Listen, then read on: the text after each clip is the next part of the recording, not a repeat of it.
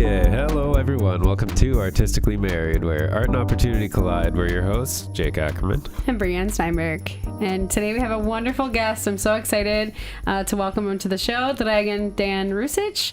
He's a performer. He's a musical educator. He is a musician himself, just an incredible musician, played in dozens of bands, worked around the world on cruise ships, now stationed partially out of Toronto, and, you know, teaching and still performing today. Welcome to the show. How you doing? Thank you for having me. That's awesome. Yeah, I'm so excited. I had interviewed you on the Pat Porter show originally when I started podcasting with him. Yep, and I just loved having you as a guest. Your energy was amazing. I feel like anytime you are interviewing a performer, it's just so exciting because they're used to being on stage, right? They're used to like what it looks like to entertain a crowd. That's right. That's right. Yeah, we always have so much fun interviewing performers. So yeah. Thanks for having me. Yeah, we're so excited. I thought we could just start by getting. I know I had just kind of given our listeners a brief overview of some of your accomplishments, but I really thought we could start at the beginning with your training and kind of what led you to a life of music. Well, initially it was 4-year-old little Dragan, or Michko as they called me when I was a little kid. As we would be, you know, kind of going up towards the TV screen, being like this, like little toddlers, and Mom would be running from the kitchen, get back from the TV, you're gonna burn your eyes out. Maybe this is the reason I'm wearing these. I don't know. Moms are sometimes right. Who knows? All the time. That's right. All the time. And she runs out and she says, get back from the TV and all this. And I was just fixated on this image of Jerry Lee Lewis going ballistic on this piano, you know. And he was like jumping on the whole thing. And she was like, get back from the TV. I'm like, Ma? I want to do that. So little me was just like pointing that, and I was just fixated with what he was doing. So that was my introduction. Such a young age. It was that, and then my parents had all these like 1950s albums, so it was a lot of just, you know, like the compilations of like the 50s of Little Richard, Elvis Presley, like I mentioned, Jerry Lee Lewis, you know, all of those cats that were just doing the hard hitting sort of piano stuff, and I just dug it. So that was a start. That. That's 4. Yeah. Then what? That was 4. After that, they got me little, you know, those like little air keyboards that you would have. So you'd plug it in, and it sounded like an accordion that would be like wheezing, but it's electric. So anybody from roughly that time would know exactly what I'm talking about. So you have this kind of a sound. Those are your chords, and then you'd have like this air So like a melodica where you blow into it? No, this was actually, it was a plugged-in keyboard. But so on the left side, you would have all the, you know, C, G, D, all the different chords. Right. And then the right hand, it would just be sort of like, you would just hear like the air going through this thing. Weird. So you press a C, and it sounded like a quasi-accordion-ish. I was going to say accordion. From like Consumers Distributing. If you guys remember, I mean, I'm probably unlocking a whole bunch of memories here. Yeah. So that was the first instrument, and then I was brought to Ontario Conservatory of Music when I was 6, because they, you know, my parents saw that he's interested, he's messing around, all this. Amazing. And so it was just getting all these like little tunes under the fingers, and I started. So it was organ that I started on. So it was like the pedal and the chords and doing all this. So there's this period of time, I'd say between 1978 to the mid 80s. Where kids were taking, so I don't know if this was like a huge thing, if it was just a regional thing or what the deal was, but kids in this area, in the Niagara region, were taking either like organ or piano lessons.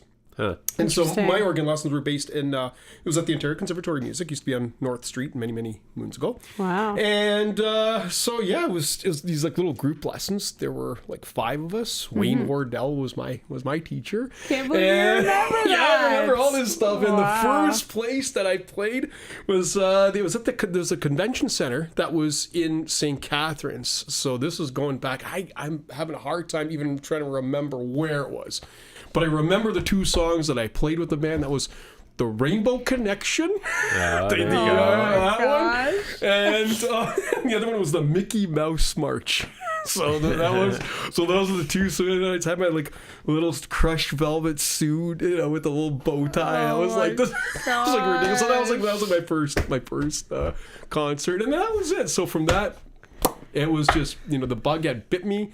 And any time that, parents would have, relatives or visitors, like company over, it's like, I'm just waiting to play. I'm just like waiting to play. And they're like, all right, you go play. All right, cool. So I would just go do the thing and that. So I've always loved playing. I think it has, in all honesty, a lot to do with just bringing joy. Music brings joy. It brings joy. It brings peace. It brings. There's this whole thing where you think about chords and how everything interworks with each other, and then that just explains the feeling that comes out of it. So it's all related. So for me, when people talk about theory as being one thing and this is another aspect, no, man, it's all together, connected. It's all connected. It all comes out in this beautiful form. So, it's wild that it's been with us for so long, right? Like music's always been part of our genetics, like part of our culture. So it's wild to see it kind of transform. But you're right, it always is that like that part of another, it's like the language of the heart, right? For people, it's amazing. 1,000%. Yeah. Even like breathing, it sort of all comes. It just invokes you this feeling. Yeah, it's amazing. Yeah. I know. I feel the same way as a dancer. Like you just need it, right? Well, those are connected. Yeah. I mean, absolutely. You've got rhythm. You've got beat. All that like da da da da da da da da. You start to feel that groove. It's like. You can't help it. You start moving. Yeah, there it goes. You're like a serious funk fan. You're like, it just takes you there, right?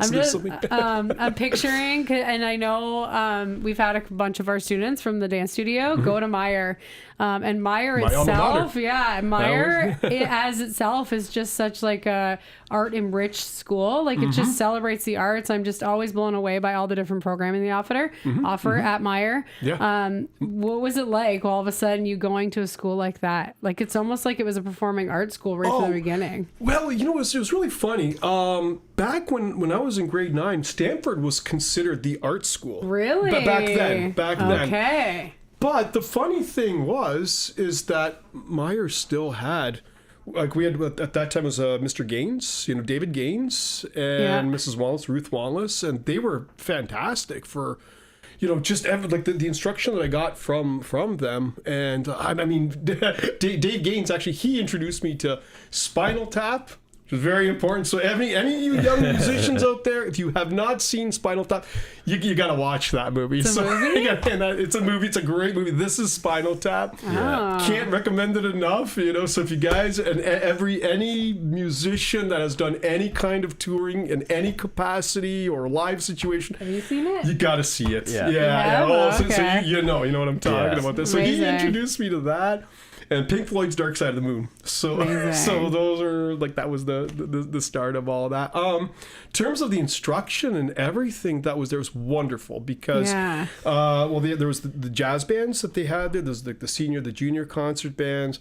Myself and a couple buddies, we got together, and then we also did like a synthesizer kind of orchestra kind of a deal there. So that was a lot of fun. One year was just the two of us, another year was like the six of us kind of deal. So it varied. So I never felt I was missing any artistic aspect of anything because I got a chance to do everything I wanted there. Yeah. And I even did arranging. So I learned a lot about just like a whole big band arrangement of Peter Gunn that I wound up, just making for like extra credit kind of a deal or whatever it was. I was like, no, I just want to do this for the show at the end of the year kind of thing. And so there we were. And wow. The teachers must have just been like, this angel was gifted to us.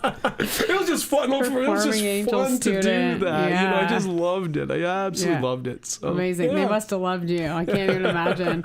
So that's after high school. And then, shortly after high school, you started traveling, right? And performing. So after high school, actually, I went to university. Right. So I did York for a few years. Graduated there. Did you take music there? Oh, yeah. Yeah. Oh, yeah. Yeah. That was, in fact, I took an extra year of university because I figured, well, what are the odds I'm going to be able to come back and take these classes? So I was like, nah, I'm just going to do these two and then figure stuff out after that. Yeah. And so I took. I love that your parents were so supportive. They're probably like, this is all he's doing. So they're like, that's there's no changing his mind. I was like, no. So no, they were. So just a bit about my parents. They're from former Yugoslavia, so they never had.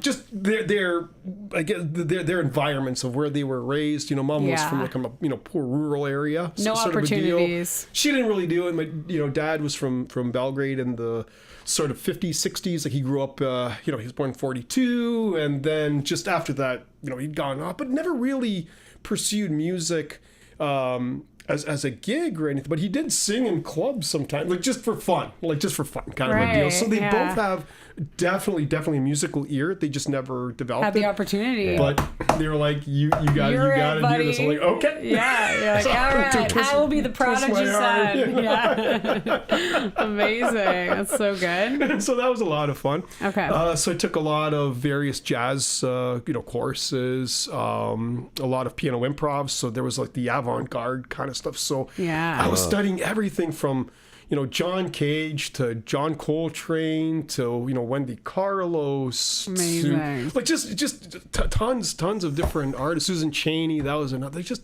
millions of different styles. And that was the thing. I could never stick to just playing or like listening to one style like that. It was like, sometimes people would say like, well, what do you mean? Why can't you just stick to stay in your lane? Yeah. Just do this. I'm like, yeah. Because here comes the devil's advocate, because it's like, listen, when you take any style of any music, everything is influenced by something. Even if you take something as pure, as quote unquote, as the blues, right? You had a lot of Latin influence in there. There was country influence, like even the earliest, blues, sort of. I mean, I'm not talking about where initially it started, but as it had progressed. Into the standard blues as we know it, there's been a lot of influence and all that. And I think that's the most most important part of music is that you're gaining your influence and then you're making it your own. So 1000%. I totally agree. I've always been I've dabbled in all over the place. I've dabbled in all the genres because I'm like, I can't just pick one. I'm motivated by so many different kinds of music. Absolutely. Yeah. And it's exciting. That's a cool thing too. Like you go to different shows. Like I know, like sometimes I would go see, like for example, I went to see Marcus Miller last year, right? Amazing. And there is this one kind of a vibe that's there, like it's that there's this energy and it's like I call it in my head, there's like this jazz sort of energy, right? I checked that out. It's like, okay, fantastic. Then I'll go see I remember like seeing Skinny Puppy, and I was like, I love those guys, man. And it was just a riot, because now you've got this, it's like absolute, it's in a sense chaos, but so he comes out and all these like masks and different portrayals of different things, and he'd be like contorting and all this stuff like on the screens that be going on. It just matches with what the music is kind of going on. And it was neat, because before I saw them, I'd always really was digging the music, but it wasn't until I saw the visuals with what was going on with the music, and then you see, this was like the whole picture of the puzzle now, right? And I think that's just concerts in general. When you see people playing and they emit their vibes, whatever that vibe is, whatever that environment is, it's a beautiful thing. Because and then you want to like convey that. So then so when I go to play, it's kind of like, all right, how do I? It's almost not. How do I explain it? It's not that it's a conscious thing, but it sort of comes out like once we start playing in a certain way. Someone wants a certain vibe of a song. You go that way. Yeah, it's so whether exciting. it's a party setting or anything like that. I think you bring in a really fun point, which is how much the music goes with like a whole production, right? Like we're really into, going to like Broadways or theatrical things, and it's so cool how like music is used in those elements too, right? Like 1000%. It's just like a whole package. I played right at the first year of university, right at that point, and just before that. So I want to say my last year of high school, I took Spanish for a hot minute. And one of my buddies from there, his name's Man Munoz. It's funny, I was just thinking about this today, just like popped in my mind. And he had asked me if I wanted to play in a rock opera when I was like, what would have been like 19, 20 years old. It's called Job and the Snake. And I was involved in this production where, you know, they would have all the costume designing and this and that. And we had like the pit, you know, manager and all this, or the pit director and all this kind of. So I was like, oh, okay, cool. So you know, so that was my introduction to that sort of thing, and it was amazing. It was those just, type of things are so common, and they're so eclectic in university settings too. Like I always told my kids were homeschooled until last year, and I always told them you have to go to high school and university because it's like this special carved out time. Yeah. Even for the typical person who might go on and get a sales job, they carve out this time where they can like really sink into their hobbies. So that's exciting. Even to like, to be taking and be like in the music department. That was my dream. I was like, why can't I go to school for dance? But I went for speech pathology.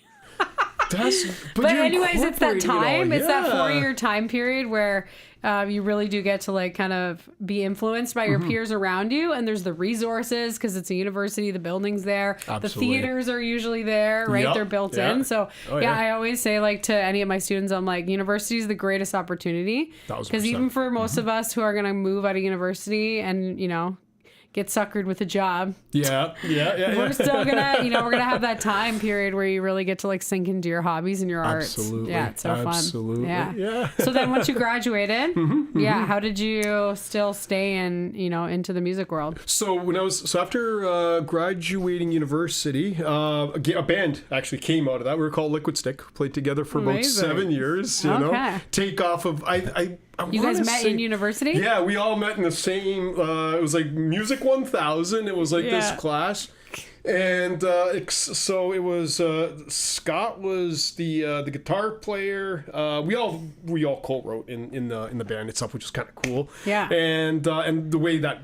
You know, we just basically would get together. First hour was we would just jam out. Second hour was we would start to Frankenpiece the previous parts of all these jams that we did before that. The third hour was we would start to polish them, and the fourth hour was the ones that we already had done. So we would go through those as a set list or anything. And so Scott had one night, I was practicing in one of the modules that they had all these like little practice modules around the campus. Yeah. And so this is about like 1:30 in the morning because I was living on campus. Right. And just, as you do at 1:30 in the morning in university. That's what you do. You know, like we go to the bar, then I'm gonna go do my homework. You're on a 24-hour clock. It's just the way it was. Yeah. So I'm playing all this stuff and I'm just doing this thing. You know, I didn't expect it. I just hear this like, you know, like 1:30 in the morning. Yeah. You don't expect half it. asleep. Like, dude, hey, that was awesome, man. Do you want to play in a band? I'm like, okay. Oh my god. And that was pretty much it. And amazing. Then the other the three of us, we were in the music class that was there. Okay. The bass player was Scott's brother. He wound up moving up from Windsor he had like nothing going on down there. So he comes up to Toronto and he's like, all right, I'm going to come to Toronto and hanging out and all this. So amazing. We got along like, you know, a couple dirty shirts. Were you at University of Toronto? No, I was at York. York, right. You said that. That's right. Yeah. So it was York. And then the drummer was in my intro to jazz shop class that I was doing. So the jazz shop? Yeah. It's like a workshop because that was the thing, right? Okay. Those are the classes. So that was like the jazz shop. Yeah. But they called them all workshops, right? So it's all like, you know, jazz. And fun fact about that, you know, one of the ones that I took was the intro to jazz. Phil Dwyer, a phenomenal tenor sax player who was in this group called Manteca years ago. When I was 15, I wound up seeing them perform at, I believe it's Secord, if I'm not mistaken, because this is going back and I just want to make sure I got the right. Is the school? University, high school in St. Catharines. Lower Secord. They're the ones that got the theater, right? Yes. Yeah, the big stage, that's where we had. So we all had gone there. Wow. And watching Manteca teach, right? So they first did like a little concert for all of us kids that were like in, you know, the 10th grade and all this. Yeah. And so we show up, do our thing, and then they wind up doing like a little clinic, and Phil was one of the guys that was kind of doing, you know, kind of playing some of the lines out and said, this is how you practice it. You get these 2 bars, you loop them until you perfect it. Awesome. And that one little lesson when I was like 15, like stuck with me. That became almost a basis of how I teach things and how I break things up. I didn't really think how important, as a lot of stuff in our lives, is sometimes like the tiniest little pieces of advice or something like that. It's like this little like, oh, okay, yeah, I guess you just loop it. Oh, okay. Yeah, makes sense. But that became such the biggest thing because I just was like, why do I keep screwing this up? Oh, yeah, I should probably loop this. And I was like, well, yeah, it works like that. And then, connect it. And they would start to do that with the kids, so like, hey, man, I know you're going to hate my guts. You're going to hate this. But once you get these 2 bars going, you're going to be like, oh, man, that's it. Don't touch anything else. Just, live on those, those successes for a little bit. Then you go back and then do the next 2 bars and so on. Right. So the reason I brought him up because Phil wound up being my teacher, the instructor in the jazz shop. So what would that have been like 6 years later? Because that would have been 1990 and this is 1996. 21? So 1996, yeah. Wow. Yeah, he was doing that. So fun. Yeah, when you have run-ins like that, right? Who would have thunk? Awesome. Like if older me would have said to my younger self, hey, in a few years he's gonna be teaching you in your class. Yeah, it's amazing. So, how about that? Yeah. So, I think it's so inspiring. I picture like, maybe it's just now, maybe kids have changed, but I picture like university students just not being so diligent when they form a band to be able to like execute such like a specific schedule that gets them ready to perform. That's amazing that you guys were that like organized and structured. Well, was there just like one type A personality in this group? Were you it? No, like, it was, honestly, that's incredible we to be able hungry. to like, we jam, we do this, and we polish and we perform. That's amazing. Mm-hmm. Yeah. No, we were all hungry for it. Like there was this. See, this is the thing. Oh, and this is okay. This is something that gets my goat right now. Something that's going on right now where the CEO, I believe, was it Suno? I think it was. Yeah. And he was talking about like, why would anybody want to create music? You just put this stuff into the AI, boom, it comes up with the line. And I'm like, dude, the whole point of being a musician is the creativity. Yeah, exactly. That is what. I mean, I'm a faith, and to me, that's what God is for me. Yes. It is creation. Yes. That's what we got to do. Exactly. So why get a machine that essentially, because you have to feed everything into it. Yeah. So it's not like it's originally created. Everything has already been. It's just stolen everything else. Yeah, it's like listen to this song and make it like this. Yeah. And the thing is, and here's something else that I thought about the whole AI thing, where it's like, you're just grabbing the energy of what that person was over here.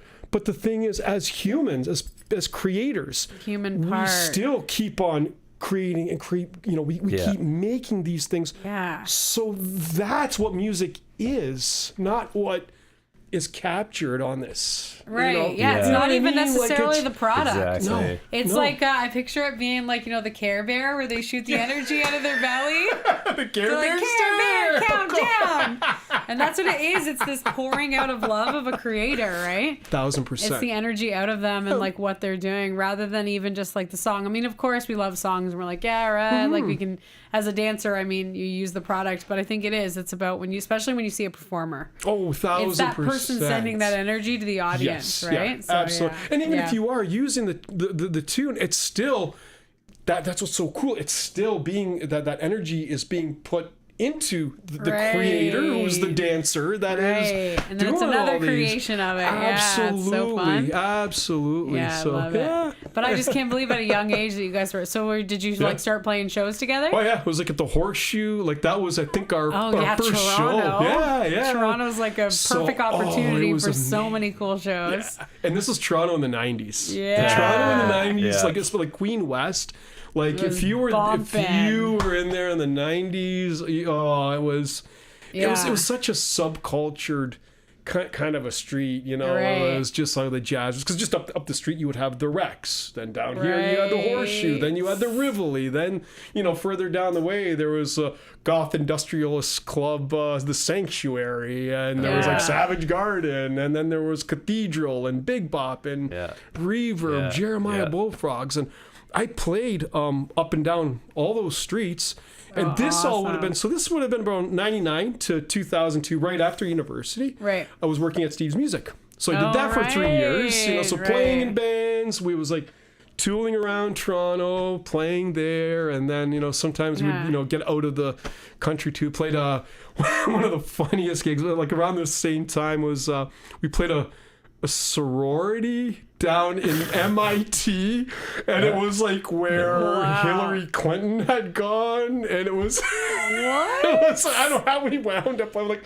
okay, yeah. So we did this thing down in Boston, right? And so it was just all these just little interesting gigs that would show up. Another time we wound up in like Morrisville, New York. This is with a group called the Mumble Ducks. I should just clarify that, because there's a couple of different projects that I was playing with. So fun. And that was a rootsy country band. Liquid Stick was a kind of a funk pop based kind of a project. And right. Yeah, so there's a few things that was going on in and you know, around the end of university. Okay. And so for those couple of years, we see that a lot with our friends too, where they're like in 3 different bands, because they're like, I want to do this genre with this band, this genre with this band, this genre with this band. I'm like, how do you keep your schedule straight? It's just so much working, and like, you know, creating those opportunities is not easy. Somebody's walking into these bars and saying, hey, can I come play here? Yeah. Oh yeah, for sure. Yeah, there's so many different pieces of it. And I think that's like been such a huge exciting theme for us on the podcast.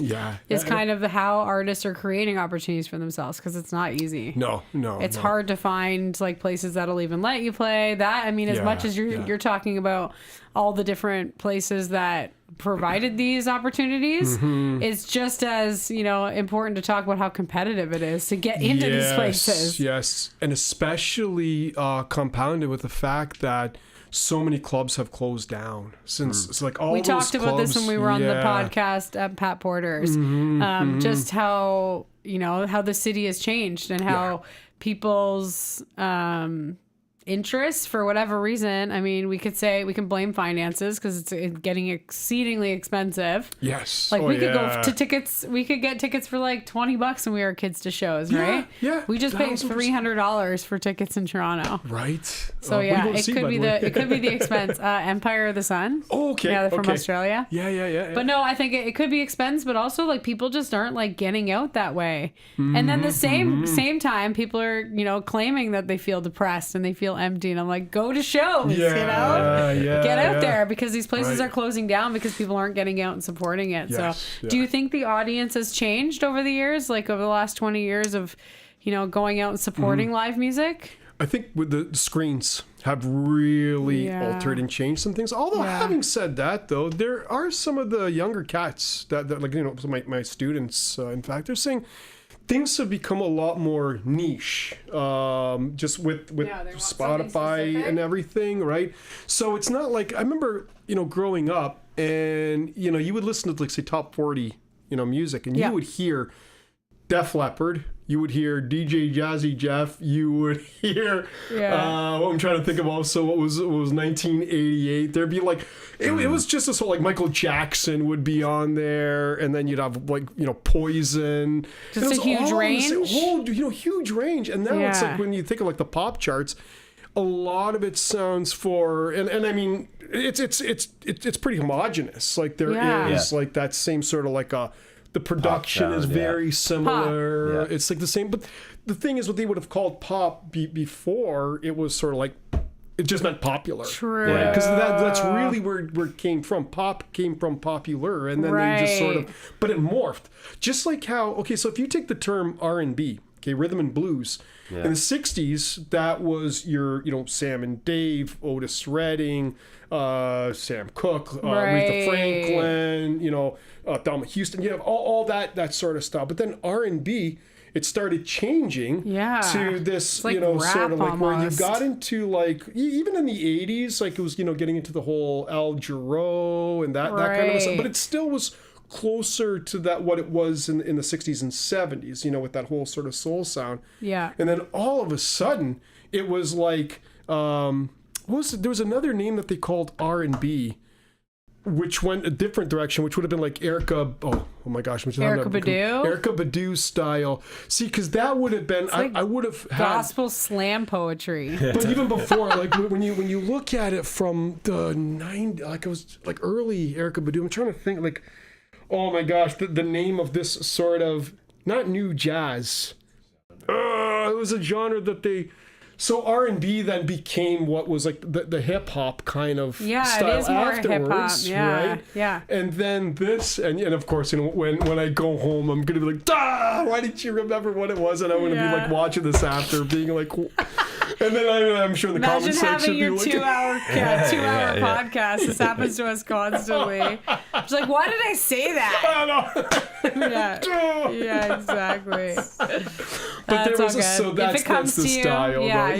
So it's wild. You're right. It totally just turns into like labels, different labels, right? At that point, and now I'll hear people say it's trip hop hocus pocus, and I'm like, what? Well, it's funny you mentioned. It's so funny that you picked trip hop because I did love Tricky, and in the 90s there was trip hop, right? So you did have like that swampy sort of, that kind of Mexican white boy hip hop. No. He's from Bristol. Like if you ever checked out if you checked out Tricky stuff. Oh no, he's the real deal.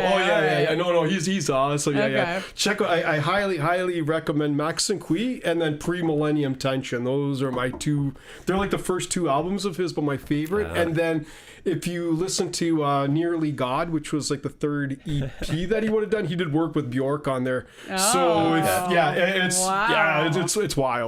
check Like it out. his stuff is so awesome. So fun. Awesome. Okay, and then when did the cruise ships come in? So that would have been right after that. So now we're talking 2004 at this point. Yeah. And that was How that did was you a even blast. start that? So that was through like a friend of mine.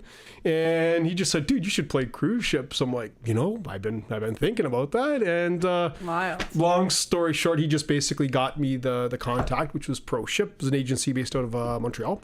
And did an audition. They sent me the stuff. So this is back when they still had it was like VHS tapes. Wow. So what you had to do, they send you the package. Okay, you had to get a video camera and try to hunt down a video camera, believe it or not. It was ridiculous, right? And this is because didn't they have the VHS in the machine? Yes, like they did. Push them in VHS. Right. This one was a smaller big. one, so it was like the smaller tape, and then you put cassette the bigger tape. one, and then that one would fit in the in the machine itself, right? Good Lord. So they would send you the sheet music and everything in this package, right? And then the return and you had to record yourself, open the sheet up, take the charts out, right? Put it on the piano, just to show that This is me performing. This is me doing this, and you're on the phone with them at the same time, right? So you're calling them, right? This is before like cell phones or There's a Zoom, cord on the phone. It was 15 years before Zoom, right? Yeah. So I'm doing the whole thing. And I'm like, all right, got the.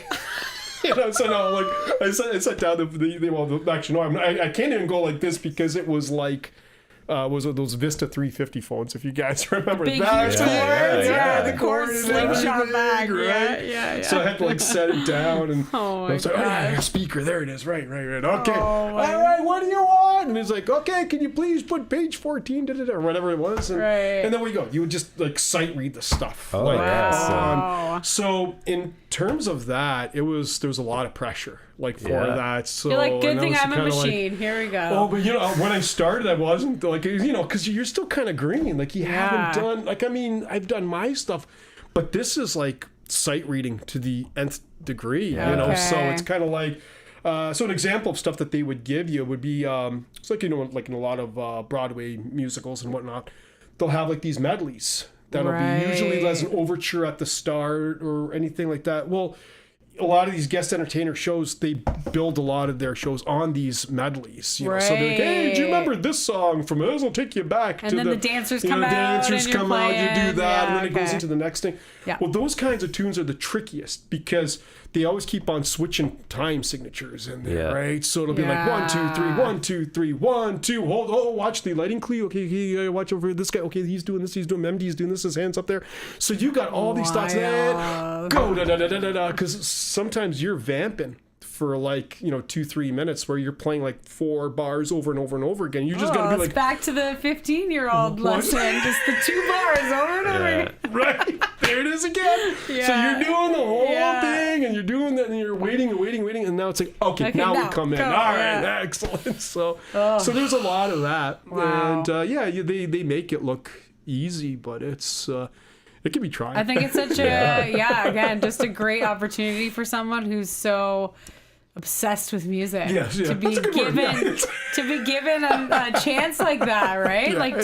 I think we've talked to so many artists over the years, and I think it really is important that you're challenging yourself. You're continuing to challenge yourself. You have to. So sometimes when you outgrow the performers around you or the musicians around you, you need to like take yourself to another level. So good for you that you did it. Got to keep honing the knife, right? Just got to keep your weapon, just keep learning, sharp, and just keep learning and doing things. Like people say like, well, when will I know? I like some of the little kids will ask you like, when will I be able to stop taking lessons? And I'm like, kid, I'm still taking lessons, and legit. And like even with my late friend, his name was Frank Colucci, super cool cat. Yeah, he was like he played in Toronto during the days. Okay, so Lee's Palace, right? It used to be called the Orchid, the Orchid Room, the Blue Orchid, or the Orchid Room. It was like something like that. The Orchid Room years ago. No, not Grand Central, not that one, not Orchid. But the one in Toronto. Yeah. Right? That one, yeah. Was it the Orchid Room? I think it was. I thought it was the Orchid Room. Before it was Lee's Palace. Yes, that's right. That's right. It is. Okay, No, you didn't. I almost had like just a brain freeze there.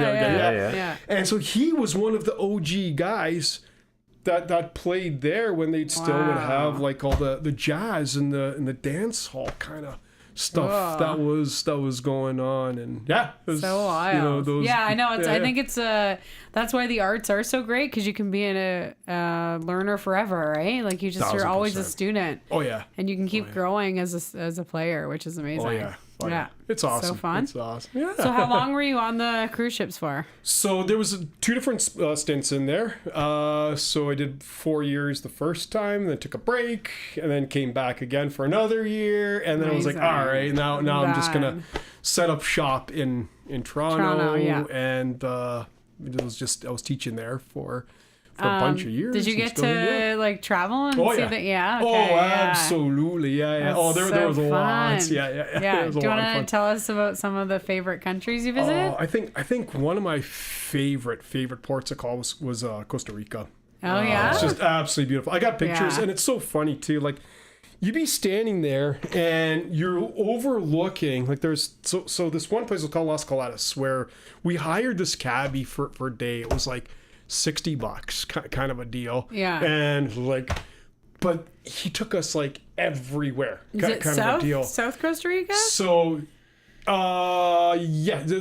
this would have been I'm trying to think. Puerto Quetzal is where it was. Okay, so that's north. So yes, yeah. Like Liberia. Yes, and that's right. Okay. And so they had it was so funny, like one of the places that I'd gone to, so just before Las Caletas, we wound up like stopping. There was a bridge, and there was all these like crocodiles, the alligators. Yes, that's right, all over the place. And I was like, whoa, this is crazy. And it was like literally, it was like hundreds and hundreds of these lizards are just all over the place. Yeah. And so the 4 of us that were like in the cabbie himself, we're kind of like looking over, and Buddy's trying to like take pictures of these. He's like, crocs. Was it crocs or alligators? I always thought it was. I could be wrong, but it was. But good question. I thought they were. They look the same. I guess one's got like a bigger snout or something. Yeah. So he's getting closer to them as he's taking these pictures, and all you see is about 4 of them go. And the cabbie's like, he's like eating an apple. He's like, you better run fast. Oh my God. It's not going to be good. Yeah. And then all of a sudden, he stops, and then he starts running starts to run for it. It was the funny. But there was like, I've never seen. I know. Why do they pile on top of each other like that? I think to keep cool, right?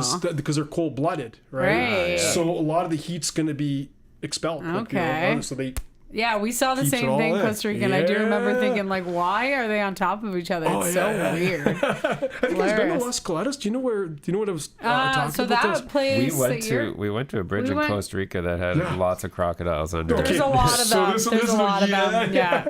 So we get to the top. So eventually he takes us to this, like, it's like a resort kind of a deal. Yeah. And you're walking there, and it was just that smell. So the first thing was the smell of the rainforest.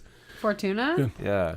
He's talking about like a place that's on the other side of Liberia. Okay, all right. Yeah. I know what you're talking about, but yeah. Oh my God. Those bridges with it's like anywhere where the ocean meets the fresh water. Yes. That's where those things go. Yeah.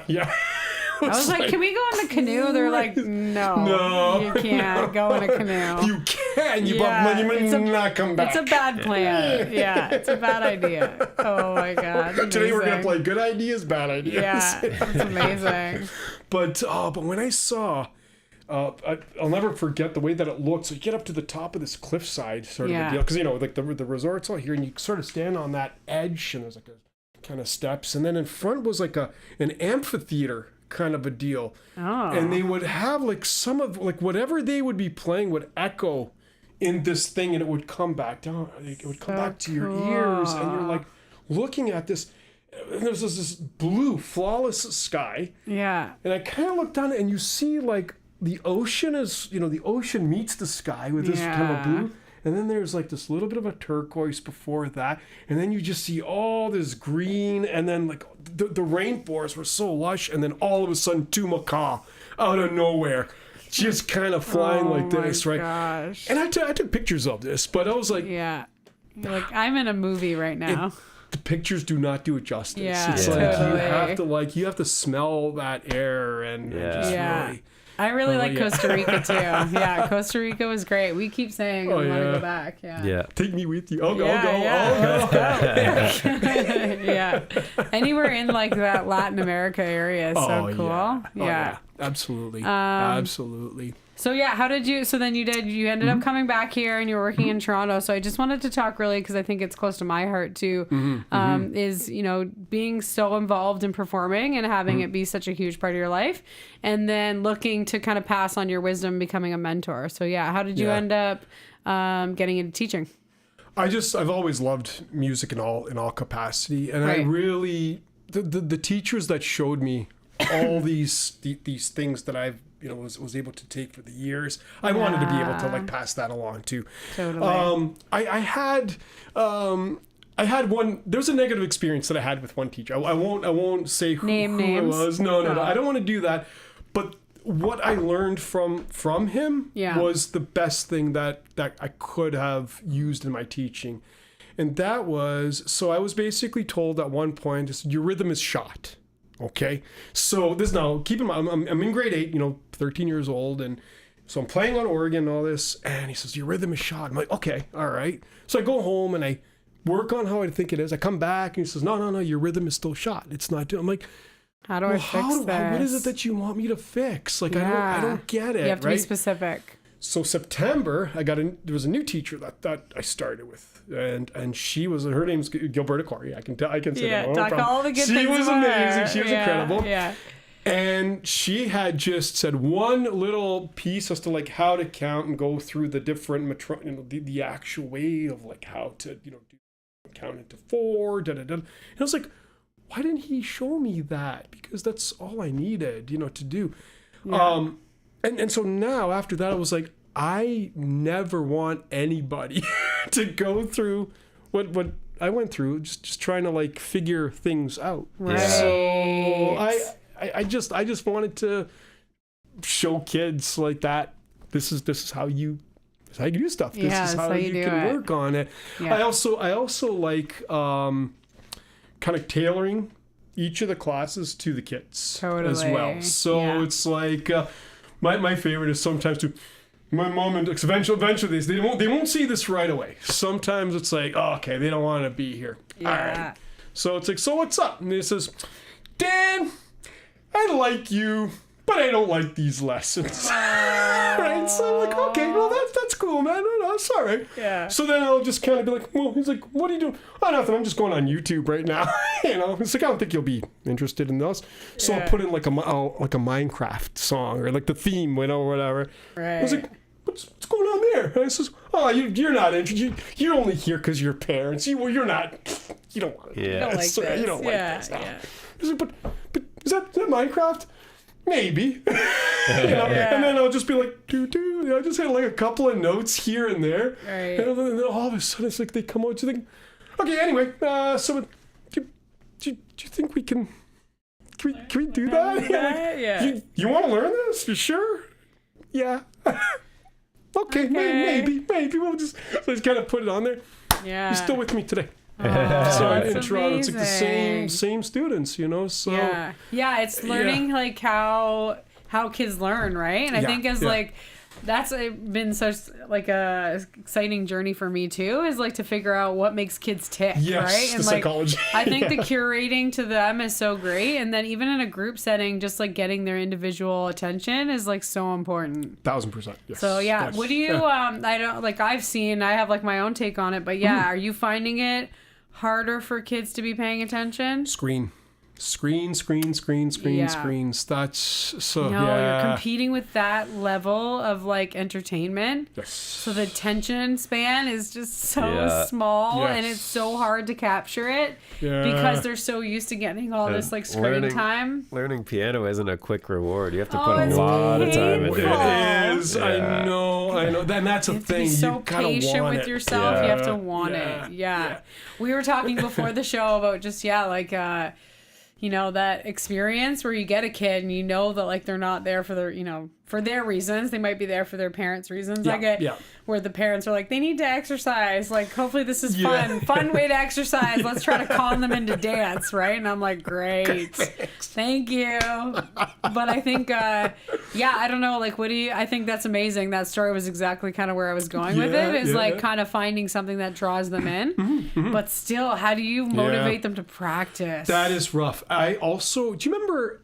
So when I was growing up, it was 5 days a week. 6 is even better. Half an hour that you do it. Now, because I loved it, for me, like an hour wasn't. In fact, as a kid, for my punishments, like if I did something, got just the piano dumb, taken away. I got it taken away. They're like, you're not going to organ lessons. Like, next thing, no. And like, it would be like always like stupid things that kids would do. Like, I was just down the street or whatever.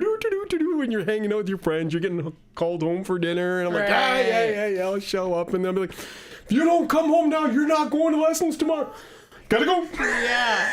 Isn't that wild? But that was you were just so passionate about it. I loved it. Yeah. And I do have the funny thing is you can sense the ones that have it born in that where they're born with it. Isn't that interesting? There is that. So there's natural talent, but you're right. There's like natural passion. Yes. Where they're just obsessed with it and they want it and they're interested and they practice at home. 1,000%. Yeah. I think Can it be taught? Well, I think what the big difference too, so it's funny you're bringing this up because this is something I've actually been thinking about over the last couple of weeks, because I've been reading about stuff too, where in the past, how many times do we still hear about people saying like, my parents forced me to do lessons, I didn't want to do that, and I would hear that so often. I think the difference now, it's not that there's any less kids interested in music. I think just now there's more variety of stuff that's presented to them. Yeah. So I still think that the amount of kids that have that bug in their ear, it's still there. But there's a bit of a different caveat now that exists now that didn't, like it's a lot harder to make a living being a musician, like compared to where you're talking 30, 40 years ago with places being closed. As one we were talking about this earlier, right. Venues being closing down. That's a big impact. And like we were talking about too, all these like streaming situations where you can get your music. And again, I mean, we don't even know now. It can be a point where like, oh, this is an AI band. Their whole entire catalog, discography was made in 25 minutes. and they're pumping it out, and they got these like, Do you know? dancers doing the. Did you read the latest about Deezer, for example? I just read this yesterday. Come on. Deezer uploads not like daily, and keep this. This isn't yearly. This isn't monthly. It isn't like 5-year. Daily 75,000 AI uploads. Huh. Onto the streaming On platforms. One. That's just Deezer. That's not Spotify. That's not, what's the other one? Oh gosh, this is Yeah. not Audible. I keep on Amazon. The Amazon. Amazon, Amazon Music. Amazon Music. None of them. Like Apple Music. This is just 75,000 on that one, and there could be just as many on the other ones. Yeah. So that's also making it really difficult to compete with. Yeah. Because you're trying to create and you're trying to monetize, and it's near to impossible. You're getting crazy. 2 cents a click. If. I guess you're right. And a lot of times parents are, typically we're driving our kids to something that we think might end up giving them a tool in their toolbox to make money. But I think we've had a couple guests on our podcast, and I just left like in tears because I think it goes back to that creation story. Yeah. Where we have to be doing it as our therapy, Like, screw paying a therapist all this money. Put your kids in music lessons, and they won't need a therapist. Yeah. They'll have a tool that they can go to that's going to fill them up and, help when they're feeling really shitty. 1,000,000%. Yeah. 1,000,000%. I think we need to start looking at it as like it's a therapy and like a psychological tool rather than a job opportunity. 1,000%. Because they might not be making any money on it, No. Yeah. And that's kind of, I live, breathe, eat music as my day-to-day kind of deal, like that's you were telling me before the episode about you and your current significant other connecting over that, and I think that's so beautiful because I think it's hard too, like we have met hardcore artists where unless you're with another artist, like we feel that way, that like you just end up misunderstood in your relationships. People get jealous about your possession with something else, and like it's almost like you have another like significant other. You're like, I'm not cheating on you because I'm spending all this time writing. But people do see it like that, and we'll hear artists say it was hard for me to find a partner that was equally as passionate and respectful of my interest in music. Oh, yeah. Or art, or, puppeteering. Exactly. Whatever it is. Whatever it is. Of course. So that's great that you guys have found each other and you're respectful of that. Yeah. Oh, it's hilarious. So many times it's like we'll have like jam sessions over at the house. I love that. And she's like, you know what? You guys keep jamming. I'm just gonna go pass out. You do your thing. She's awesome for that kind of thing. Like I couldn't go to gym. She's like, come back whenever. 3, 4 in the whatever it is. Because that's sometimes how jam sessions go. They'll go till like 3 in the morning at time. Well, usually it's after your full-time job. Right? Yeah. On top of your full-time job. Yeah. It's wild. So you are slowly but surely kind of relocating to Niagara. Yes. Yeah. Yeah, how was your I just wanted to talk a little bit about your online teaching. Yes. That's such a great opportunity. Yeah, well, I do both. It's in person and online awesome. kind of deal. So choices there. Do people like the online because then they can just do it from their house? Yeah, there is that. It's kind of funny. Some people like online. It's in others they would much rather do it in person. I can see why you'd want to do that. One is, well, you kind of just see the hands are like right there. There's the person is next to you, so they like that, the physical being in the room itself.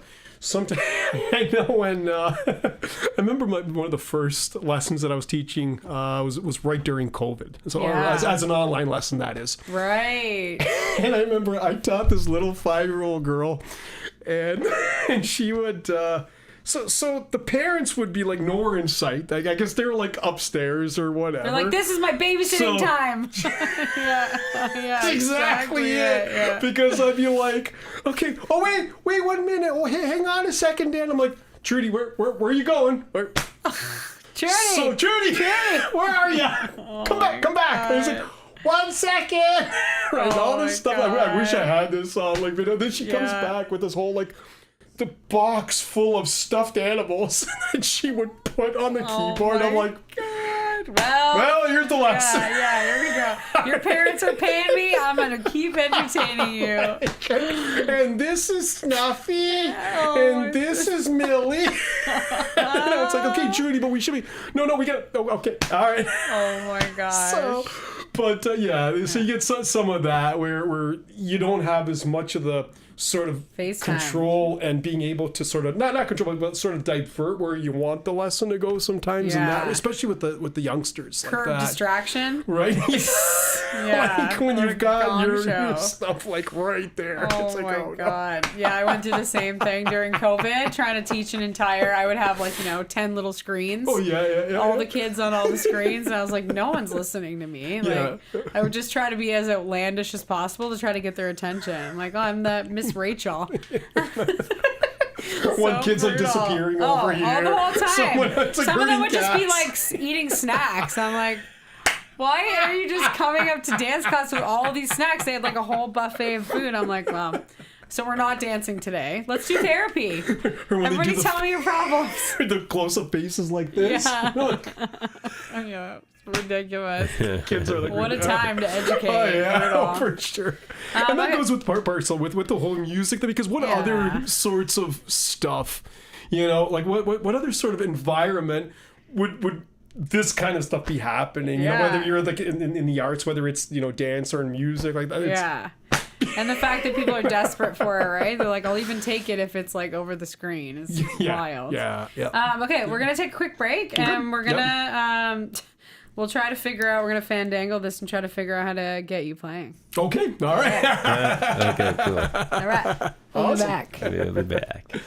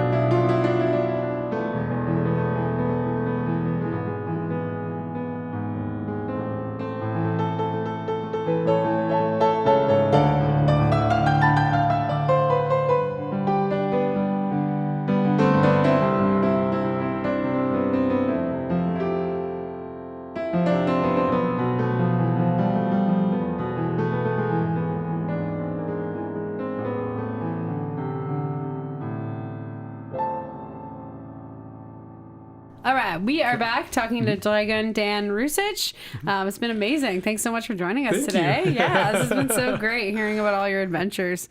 It's so nice too to talk to other teachers in the arts. I think it's it's so rewarding. And I also am we were talking off air about this, but I'm so envious of you that you found a balance between still performing and teaching, because I think that's hard to do. It is, yeah. I think in your mind you start to like, your brain starts to gravitate to one or the other.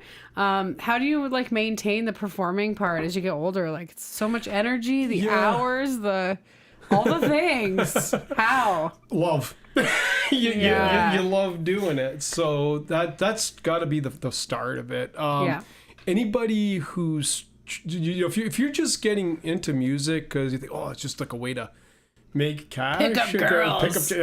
That's not really. I mean, that's kind of the wrong thing for. Well, I don't know. Maybe the picking. I don't know. I was the music nerd most of the time anyway. So my thing, I was, that was part of it too. Like with me, it was growing up, I was a sickly kid. Like just always had like asthma all during like winter and stuff like that. But the good thing about it though was that I kept working, I kept practicing, and that was the deal that got me better. And like I was looking at chords and just hearing how stuff pieced together and that. So in that respect, no, it's we all still get love it. Yeah, we get put in these positions where it seems like things are like dark or it's like not a great scenario, but then the silver lining and the stuff that comes out of it, it's like, oh, we had the lemons here comes the lemonade. So right. That's so good. I love that. That kind of deal. And it's true. I guess when you're a kid, you don't think about it, but like, the times that you are sick, it's hard on a child to be like, I can't go outside, I can't run around. So something like music is so great because it invigorates you, but you probably were in a situation sometimes where you couldn't handle physical activity. It always with be asthma, wheezy. right? So you're like, okay, this is something I can physically do that's gonna like keep me moving, but not overstimulating that you end up in a like asthma attack, right? Can you talk to us about some of the local performances you've been doing? I was seeing you were at. Is it Antigua? No. So there's I play every Tuesdays and Fridays. Right. At Casamia. Okay. Which so I'm there. Beautiful 5:30, restaurant. 8:30. Oh, it's amazing. The food is absolutely stellar. Yeah. It's just a great the staff there, like the people there are just super chill. They got this beautiful, baby grand piano, and I remember like I think I would have been. Oh gosh, I was still working at the Skyline at this point. This is during high school, so I was working at the Skyline, and I remember thinking, I've always wanted to play like either Casamia or any, because there used to be all these like little like restaurant kind of deals. I always wanted to just kind of just do that thing, and then here it is, like 30 years later. Amazing. It was through friends and musicians and whatever. So you go to one, and go. My buddy Gitsy, he's just a local musician here. He said, "Hey, my buddy is my friend who owns Casamia, Dom. He's wanting someone to play there." I was like, I'm a perfect fit. I'm down. Yeah, I'm the so fit. we're trying to get people to come check it out on Tuesdays. They got like the happy hour price. I believe that's on the Fridays, and then Tuesdays they're doing like a neighborhood thing kind of deal. Nice. And I play. It's kind of funny. Like I don't just do the traditional sort of stuff. Absolutely. I play Autumn Leaves and Summertime, and Someone to Watch Over Me. All of those like standards. Yeah. But then I'll be like, hey, I'll throw in a little bit of a Seasons in the Abyss here from Slayer. And then some of these cats will start like laughing a little bit. Are you serious? Did you just was it just me? Or did you play some Slayer or some like metal? Was that Black Sabbath that I heard? It's like so I would do like this like schmaltzy version of like Paranoid. Right. Kind of just like laid back just to see if anybody catches Those it. are our favorite things. So, That's awesome. I love acoustic or piano remixes and stuff. I love that. And Pink Floyd, that's another, so I love a lot of Nice. Floyd. And just that. So it's just like, so that's one of the things that they loved was that I'll do different styles, different genres, and just see what everybody likes. A little bit of, R&B, like classic R&B, Motown. I could do. Awesome. So I've done like stuff from like, Amazing. Floyd to Marvin Gaye to like Bill Withers to like, George Gershwin. So it's just all over the map. And I don't know what I'm going to play. I got about a couple hundred songs that I just sort of have on a list here, and then And also, I'll bring in like 4 books as well. If anybody wants a request, it's like, hey, just let me know. Oh, I think I know. I don't need to bring out the book and start playing. Wow. Amazing. Does Liz ever join you? That'd be so beautiful. Oh, Piano I gotta and violin? I gotta get her to come out for sure. Yes. Oh, speaking of which, she has. So we've played at Ceres Wine Lounge. Okay. In St. Catharines. Actually, my buddy Anthony, who's a percussionist and a bit of a bass player as well, we're gonna be playing together on Saturday, August the 15th. Oh, amazing. We'll put it in the show notes. Be there. Yeah. Yep. Sorry, give me the date again. That's good. Yeah, August 15th. Okay. And that's at Cyrus, Siris. Yeah. Winery. Yep. Very cool. Well, it's a wine tasting bar is what it is. Interesting. Yeah. So we're doing that. And I'll add it in the show notes. Yeah. And then pretty soon as well, I haven't got a date booked. I just played at this. So the other place that you may have seen me play was Cafe Nautica. Nautica. So that's what I was thinking of. Antica. Nautica. That's right. That's like downtown. Yes, it is. So cool. Yeah. So I just played there on the 1st, and we're gonna set up another time. We don't have a date yet right now, but it's gonna be either end of August or mid-September. But I can. Let us know. Yeah, for sure. Stuff. Yeah. So we can post it on the. What style of music do you play there? Oh, it's just a mix. It's just a mix of stuff. So a lot of 50s, 60s, 70s, jazz, you name it. So, a lot of times they'll just read the crowd too, and they'll see what's happening. Just go from there. And other times just I'm practicing for myself. And right. That's okay too. Totally. That's the most fun about performing like that in that typical that situation of environment is it's. People are usually doing their own thing, right? Yeah. They're like eating dinner and hanging out and talking. So it's really nice for you to kind of have that time yourself. I remember for sure. Rod Standish telling us that. Oh, yeah. I played with Rob, actually. Yeah, we did a couple gigs together. Yeah. Oh, nice. There was, what was it, the one? I'm trying to think. We did what was that up? Was it Hot Rats? It was a Frank Zappa album. Oh, we all the way through? Played a lot of that. And then there was a Doors. We did a Doors thing back. Which was it? I can't think of the album that this is going back probably about 10 years now. Wow. So it's been a while. Nice. Yeah. I haven't talked to him. I hope he's doing good. I haven't he's seen great. him in a bit. Yeah, we had him on the podcast. Him and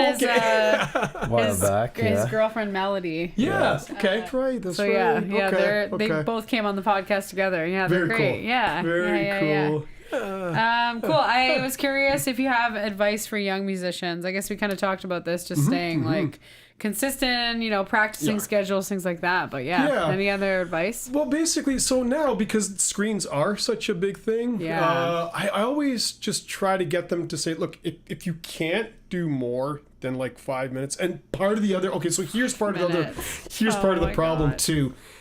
Is that there was this, I don't know if it was so much of anymore, but I remember this was 6, maybe 7 years, right before the pandemic. Yeah. Parents were so programming their kids in the sense that one day they would have this, one day they would have that, one day they would have that.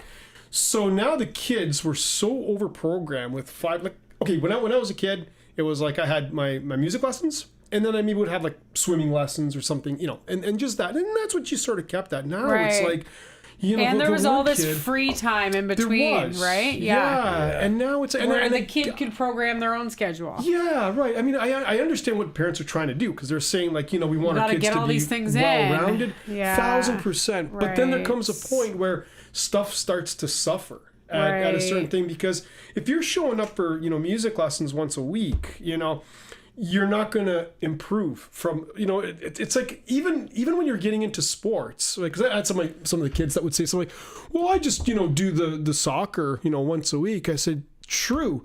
But if you wanted to be a soccer player, like to join a team, that's when you got to start like working in the mornings, and you start carving time to do these things. Yeah. So in music, it's kind of like, sure, if you want to sound the same like you did last week, and you're, if the parents are okay. No progression. Exactly. But here's what's going to happen. But if you can even if you could carve like the 5 minutes out, and you say, okay, I'm just going to work on these specific 2 bars, and that's it. And that's your win.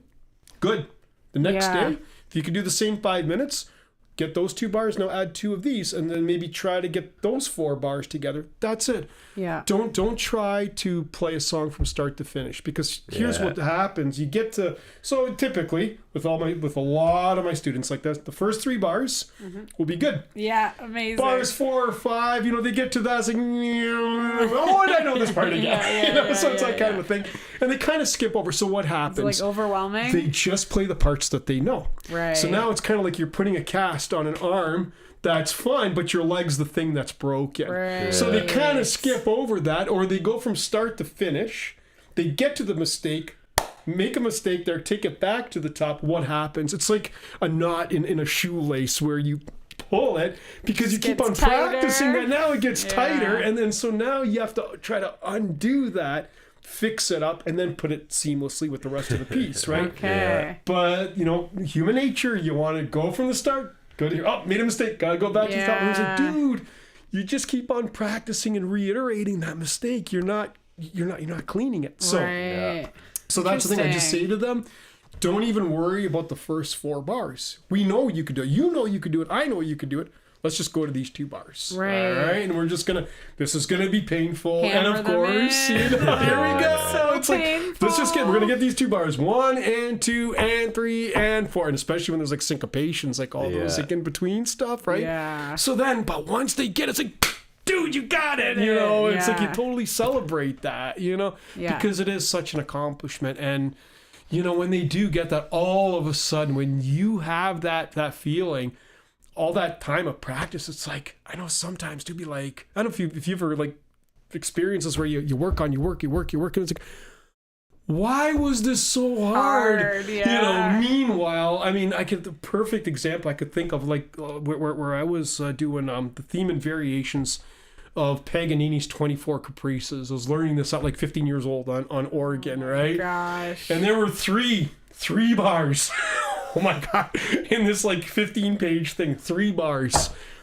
Like it was probably about 6 weeks that I could not get over these 3 bars. And I'm like screaming, I'm swearing, I'm punching the instrument.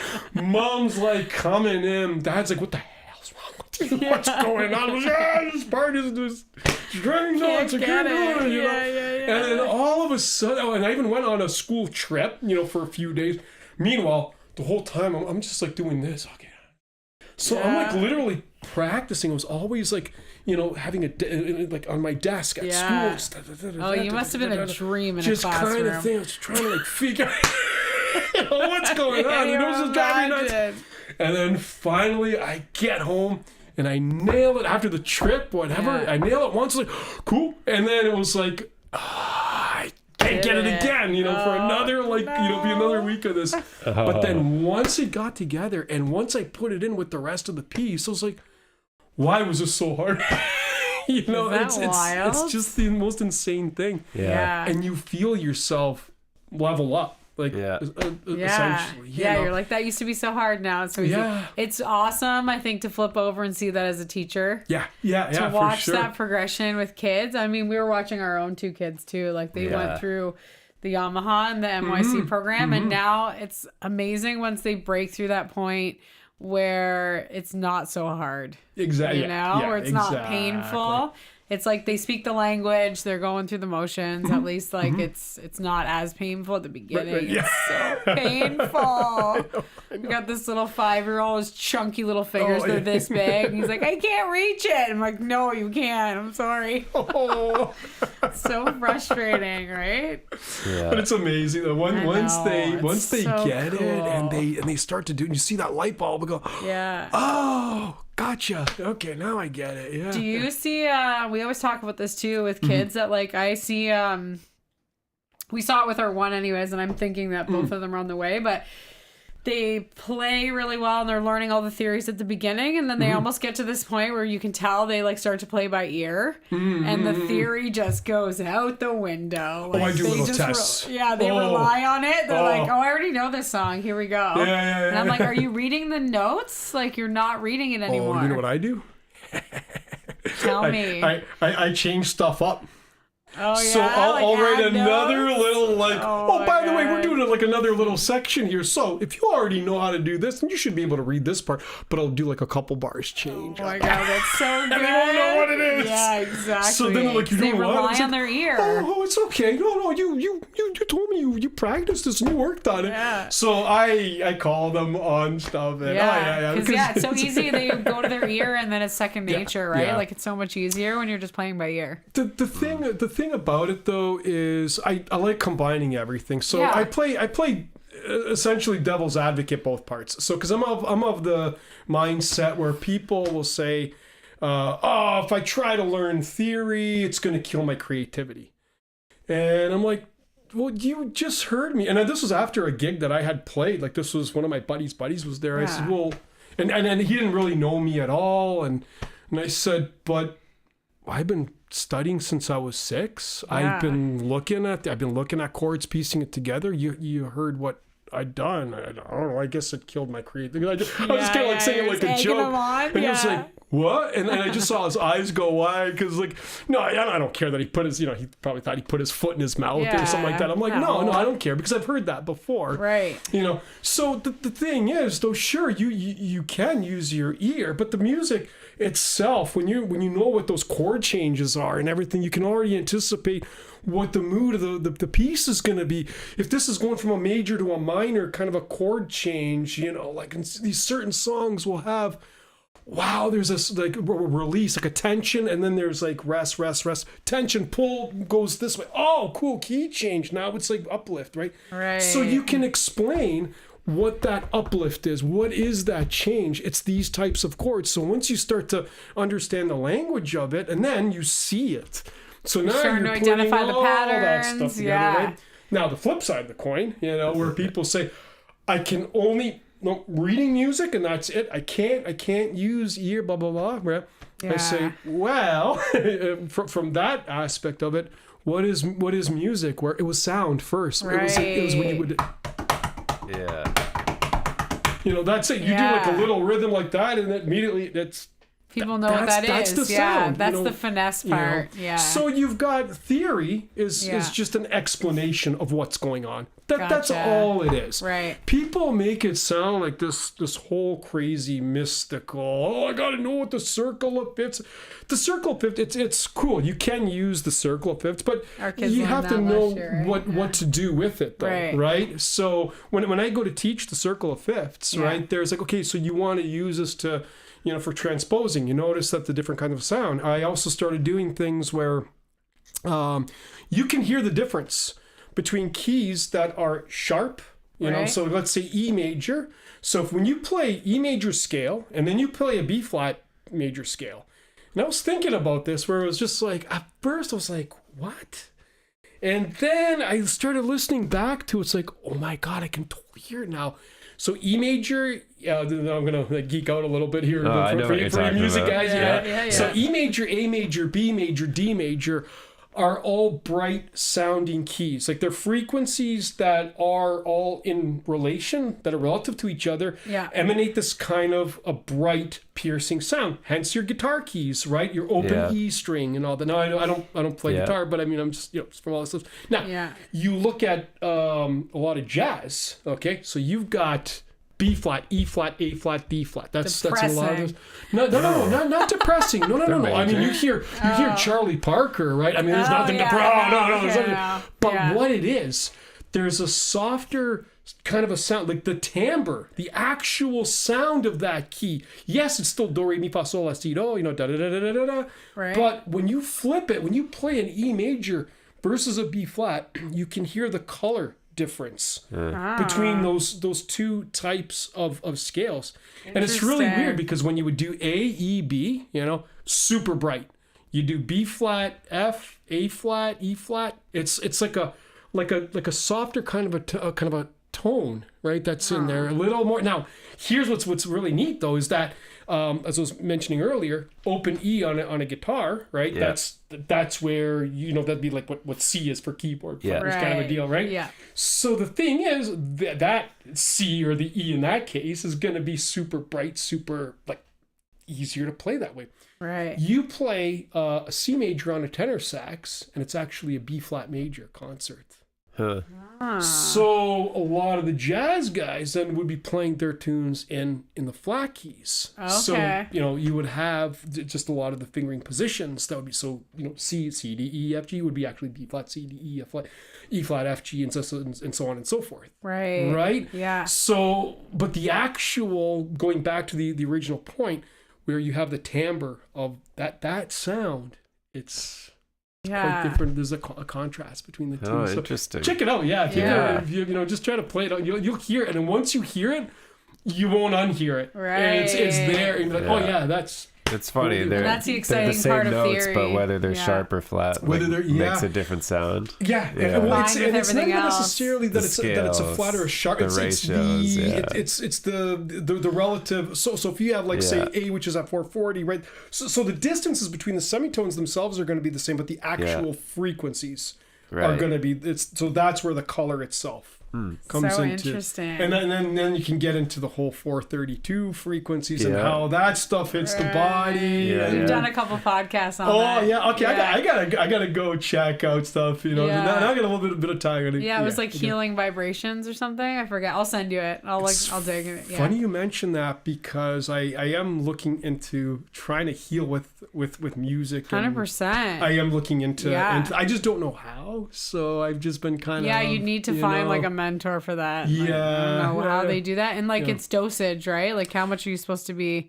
There's we did binaural beats too, with all that explanation. Mm-hmm. So there is a bunch of research in it, but how to administer it to people. Sounds like something you'd learn in Asia. Yeah, right. No, for sure. You got to go on vacation to learn how to do it. Oh yeah. I think even in that conversation, it got really crazy. It was like, that's how we were predicting people were moving crazy mountains and stuff, by using the vibrations to move stuff. I think vibrations are frequencies and vibrations are wild. I don't think I think it's a lost art. Yeah. I think they used to have so much more harnessing control over it. Oh yes. And we kind of lost that for whatever reason. They're like, nope, this is just for entertainment. This isn't for healing. Yeah. But I think we could totally get back to that. We should. Okay, I got a quick rapid fire for you, and then we'll finish off with another song. Okay. So excited. Okay, so these are just quick answers. You can answer whatever the first thing that pops in your head is. Yeah. All right. What was your favorite ever performance? Of mine, or that I saw? Of yours. Oh man, that is a tough. Because there are so many things.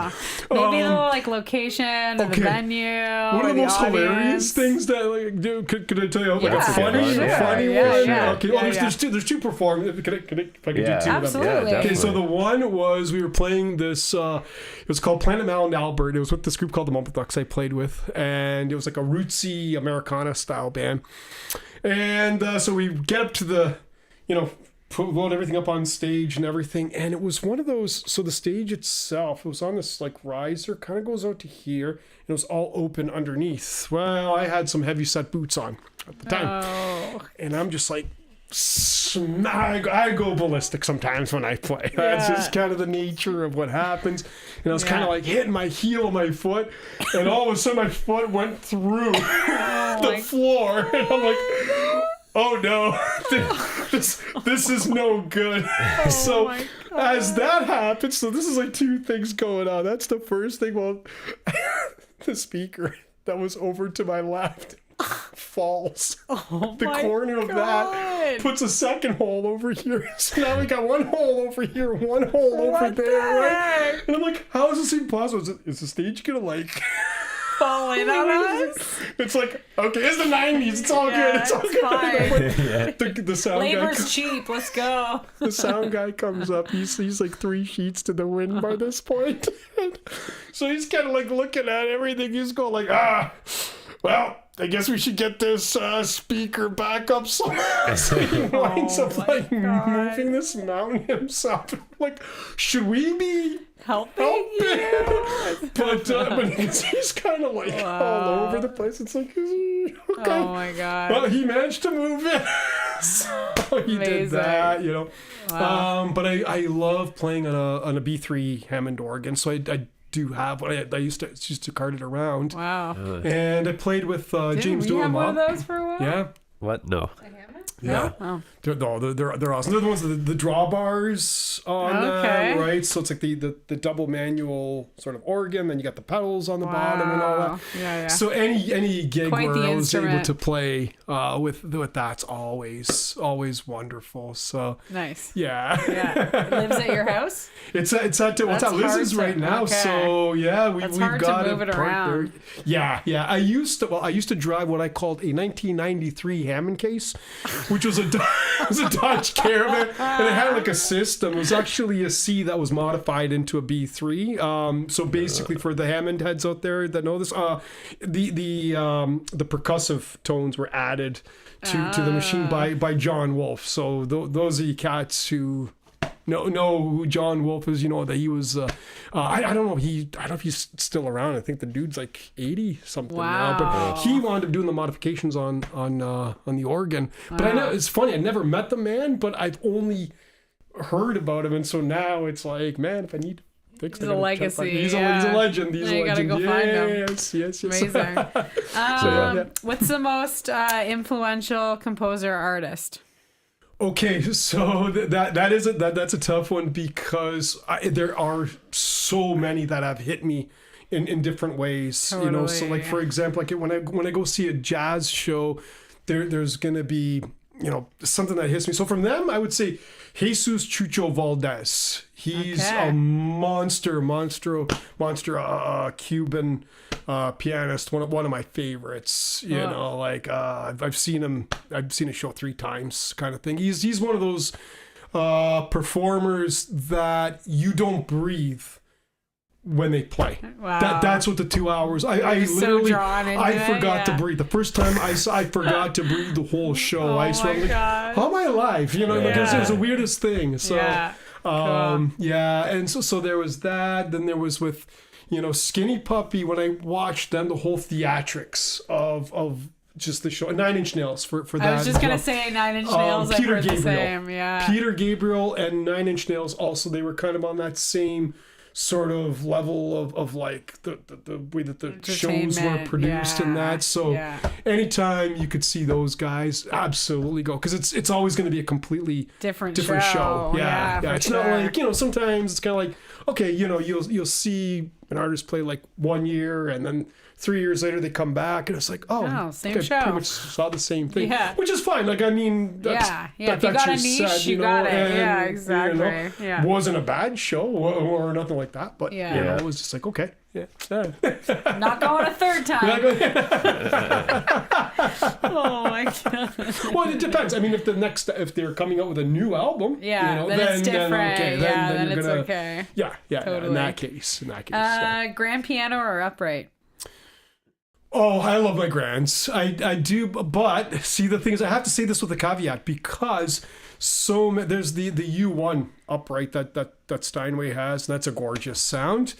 But I do love the grands. In fact, at Casamia, where I do play, it is a Young and Chain, baby grand piano. Nice. So there is that. There is a touch. I think my favorite piano I ever played on, I was in New York City when I was 17 years old. It was our urban geography class trip there. And here I was, I'm like, you know, 17. I had hair, you know, just like down, like halfway down my back and everything. Torn jeans, you know, and all this, you know, scruffy and all this. Yeah, right?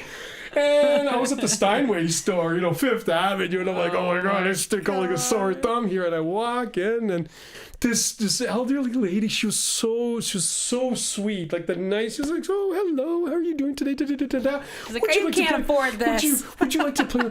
No, nothing at all like that. She was like, can I get you? So I started playing. She was like, can I get you a coffee or a tea or anything? I'm like, oh no, I'm just like playing on this. And she said, oh, you play beautifully. Oh, thank you. You know, she said, oh, let me show you this other room. So we go into this like, it's like a little door that was here, and pulls out a key, opens it up, and there's like 2 of these like full concert grands. What's that, like 9.5 foot kind of deal? And I'm like, holy smokes, right? And I sat down on that. So the piano that I just finished playing on was like $60,000. And I thought it sounded great. So like, of course, as it's a $60,000 piano should, right? Okay, unbelievable. And she's like, okay. So I sit down on this and I start like doing like, I was like Moonlight Sonata. And I was like, whoa. I'm like, the keys are like butter on this thing, and the sound and just the balance on it. It's like, oh my God, we're not in Kansas anymore. You know, like this is crazy. And I said, oh, by the way, how much is this one? This is 1992. Keep in mind, you know, where houses were, you know, like a lot cheaper than that. $100,000. This was like $250,000 piano American back then. And I was like, and they appreciate like. You're like, I'm like, I want to read on this thing. Oh my God, it's so good. This might be my only chance. That's right. Oh man, so it was such a cool experience. I thought for sure I was gonna get like booted out because I looked like such a bum. Right. You know, like you know. No, it's but amazing. No, she was such a sweetheart and just that. So and then my buddy says, yeah, they probably thought you were some like rich kids. Like I mean, New York, right? New York, you know. You could have been a famous musician. Like it's like no, I was my here's partner. my credit card. Try to charge it. Yes. Oh, it declined. Oh, what a shock! I don't know. I have to call money. Jeeves, can you come Yeah, here? exactly. Jeez. Well, the question is coffee before a performance ? But I like this because I think it's interesting for people to hear. I think people go both ways, right? They hear musicians and they're like, oh, you know, our musicians are all on drugs, or they're drinking, or they're not, or they're the other way where they're like, oh my God, you know, I won't even have like a coffee because I don't want to be jittery. So yeah. No, a lot of times, I just remember because we would, you know, you set up for the gig like 4 hours before you go out to get something to eat and all that. Yeah. Typically, I like to be like straight. Yeah, when I'm playing, because I do already get that. You know, there is like a metamorphosis that happens sometimes, because I've had like a couple students that had come to like past shows, like when I'm playing, like, where is Dan and what did you do to him? Like, you know, just a wild man. Because it was like totally different than the demeanor like when I'm teaching. Well, it takes a lot of focus to play like that. Well, like I'll jump on, like I used to jump on the Hammond, or I'd play backwards, like, you know, just sort of fun. So now it's like I think the back is going to prevent me from from being well, that's what I meant about the performing, because I was like, it takes so much like physical gusto to play like that I'm like, you must get older and be like tired, like you must be exhausted after. I can't do that every night now. No. And I think I've probably, you know, I turned 50 this year, right? So you know, there we are. So but I could feel you know, a few more pains here and there. So you know, I can't do the you know, the 4 a.m. where it's just like, oh yeah, we're just gonna go home and sleep for a couple hours and away we go. And it's just like, no, now I gotta recover. The recovery time is key for sure. Totally. Okay, last one. If you could perform with any musician, living or deceased, who would it be? Oh my gosh. Living or love this question. Man, I gotta think about this, because you know, because I know that they sometimes say, you know, you don't want to meet your heroes, right? Yeah. Because that would be kind of like, but you know, I've loved. Okay, there are a few that I would like to been able to jam with, like Fats Domino or Jerry Lewis, right? Yeah. In the 90s, I wanted, like, I would have loved to have been like Reznor's, you know, so it's like looking at like some of the Nine Inch Nails kind of stuff like that sort of industrial kind of deal. Amazing. Yeah, that would be, you know, and then I would have loved to have studied under like Bach, though. That would have been so cool, because just his knowledge of all the changes. Like, you got to keep in mind, Western music as we know it for the last 400 plus years, it was really based off Bach. Right. Like, if you think of, I'm not talking about the Eastern influences. I'm talking about the core of the foundation of Western classical, because from that is where you got the 1-4-5 chord progressions, and, you know, all sorts of stuff that would have come out of that. Would have been like modern music. Yeah, because even now, like, okay, so case in point, here's a perfect example. Pachelbel's canon, da da da. You got the 1, 5, 6, 4. Yeah. You fast forward now, it was 400 years after that when you'd first, or 600 years. When was Pachelbel? I think that was late 1400s, I believe, early 15. Yeah, I don't know the date. So now you've got Green Day that has done, basket case, da da da da A to B minor to the F sharp minor to G, right? So it's like the same da da da da da da da. You can layer Pachelbel's canon over that, over like a whole bunch of changes, right? That's awesome. So a lot of the foundations of Western music, lies within Bach. I love and that. then in terms of jazz, with all of those like upper jazz extensions and all of those like crazy kind of chords, now you've got a lot of that stuff came from like Stravinsky and everything. Right. So like Charlie Parker was going insane, like just like, well, I shouldn't say going insane. I mean, he was just like studying Stravinsky, getting as much of Western harmony under his fingers and all the different possibilities and the jazz chords. So before Parker had come out on the scene, there was a composer by the name of Scriabin, and he called what the jazzers call altered chords. They were mystic chords back in the day. So there wasn't really a name for them, but there was like, that was the altered chord, but it was only used sometimes in certain contexts, right? Yeah. And it wasn't as common. And then along comes Charlie Parker. He's studying like Stravinsky and Scriabin and all these cats. So now he's taken it to where bebop was, right? And with along with cats like Bud Powell and Bill Evans, like, shortly after that. And then they made it into a pedagogy, like how to make the major 7 voicing system, et cetera, And then you have a few years after that. Now, that whole Western music system has been tapped into. It's been decoded, essentially, in that respect. Yeah. Now you got John Coltrane, who's coming in with a lot of the Eastern philosophies coming in, right? So a lot of these Asiatic scales and stuff like that he's like bringing in. And then you have elements of like chance music. And so John Cage's Caroline Stockhouse and then these avant-garde musicians from like the sort of decades prior. Now you've got that influence pouring into 60s, like late 60s jazz, and it was all experimental. And then you had Herbie Hancock doing stuff like Mwandishi, like all of the African sort of stuff that he was bringing in. And then after that, he went into doing like funk, like with like Headhunters, because he was checking out like Sly and Family Stone. Right? So it was all these like crazy, and this is, I'm a little ADD, where it comes to, music and just like listening to it. There's just so much to learn though, right? The progression of it. Right? Yeah. And I love pulling all of these like little elements from all these sources into the playing, or I'll like throw in quotes from like Inspector Gadget, like I'll do like a solo, like a rip into a thing that back into it. Great. And then the ones that caught it, they'll start cracking up, right? You're just having fun. I love it. Do you know what song you're gonna play for us?